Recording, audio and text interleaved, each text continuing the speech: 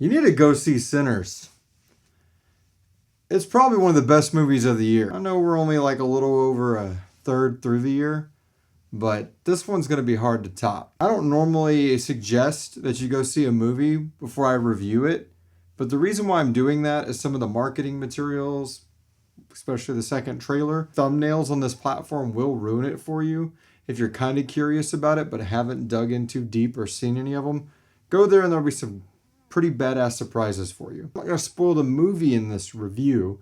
I'm just going to spoil what the trailers already did. And I don't really consider anything in the marketing material a spoiler. I know some reviewers do, some don't. I don't think either one's right or wrong. With that being said, I'm going to just go ahead and tell you that this movie is, yeah, an A+. Totally an A+. That's probably the fastest rating card I've ever given. Take that last review or the review before that. So with that out of the way, dude, I love a period piece. I love a mob movie. I love a historical epic drama. I love a survival movie. And I really, really love a vampire movie.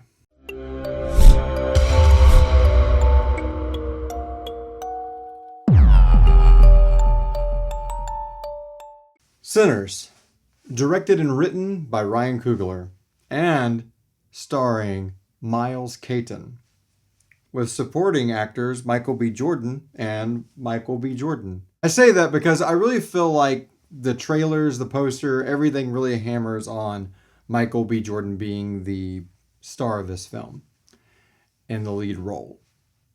And he's playing two brothers, twin brothers. One is Smoke and the other is Stack. But Miles Caton plays Sammy Moore. And Sammy Moore is the heart and soul of this film.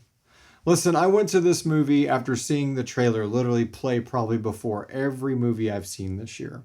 And a few movies I think I saw at the end of last year. And those trailers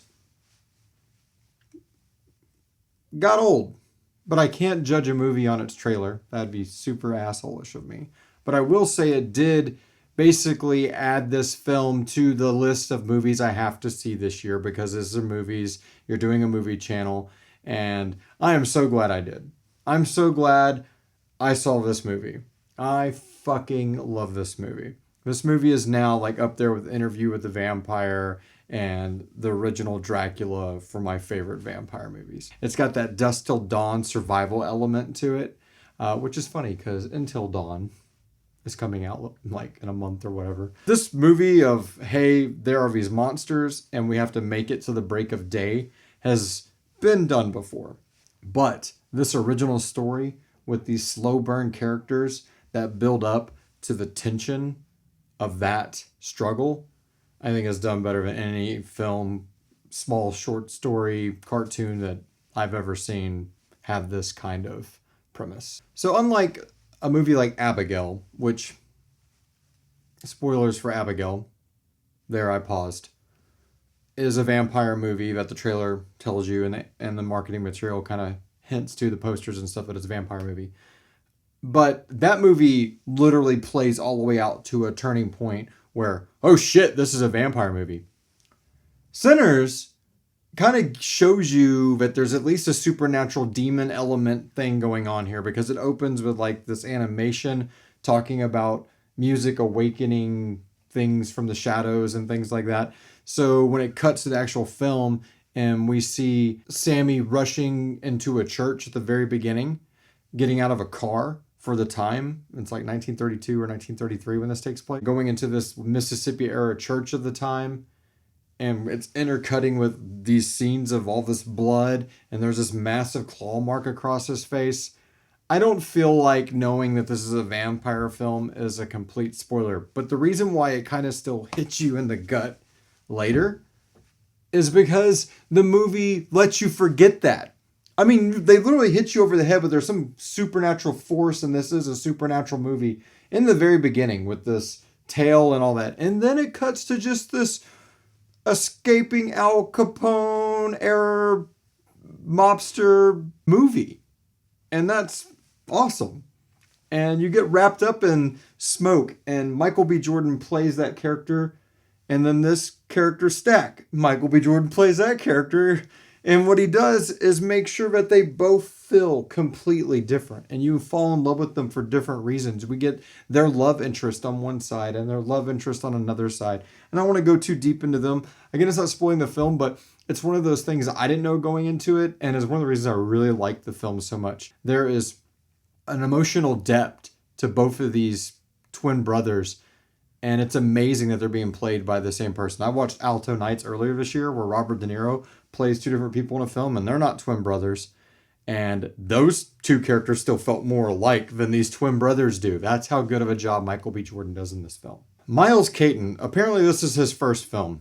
And he can sing, and he can play guitar.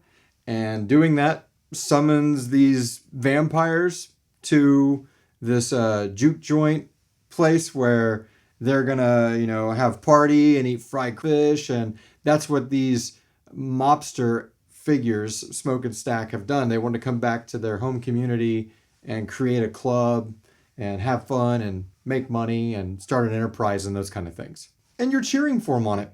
And these two brothers, I can see why, not just with the posters and the trailers, that you would think that they are the main characters of this film, because in this first act, it does center around them, and Sammy is kind of just a ride-along element, literally, to them. But as it unfolds and you see his hopes and dreams, his love interest, and those kind of things, you really, really fall in love with this guy.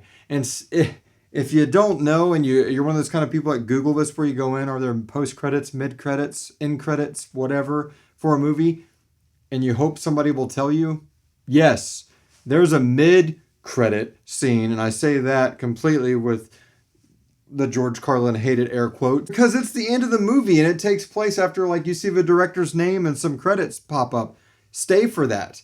We literally watched, half of the theater walk out, and I get it, you're trained to, and then we saw this amazing closing scene, and that's how I'm going to leave it. I'm not going to tell you who's all involved in it or how it works, but it definitely sews up some things that kind of slip through the cracks of what you thought was the ending. I love this movie.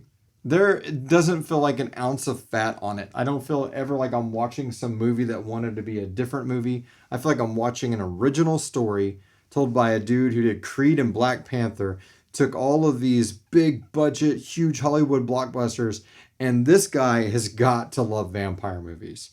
And he's got all the resources and actors that want to work with him in the world to produce a damn good movie, and that's what he did. You need to go see Sinners. I could keep raving about this movie on and talk about little parts that I really, really liked. I'm just going to say one thing. There's one loose end in the movie, and it's not a big spoiler because hopefully you enjoy this movie that you leave thinking the same thing I am, and I just want to see a whole movie about the Native American vampire hunters of this fairy tale America that's going on, because it is awesome. They just took the whole America mystique, what we know about our own history, and you interwoven all of this supernatural stuff. And if you know anything about me and you've listened to anything I've ever written, my podcast, my horror podcast, I Run Aside, you know I love taking history and infusing it full of horror fiction. And that's what this movie does, and it does it very fucking well. And I'm so happy I saw this movie, and I really, really hope you go and see it. I like vampires, man. Long live Legacy of Kain.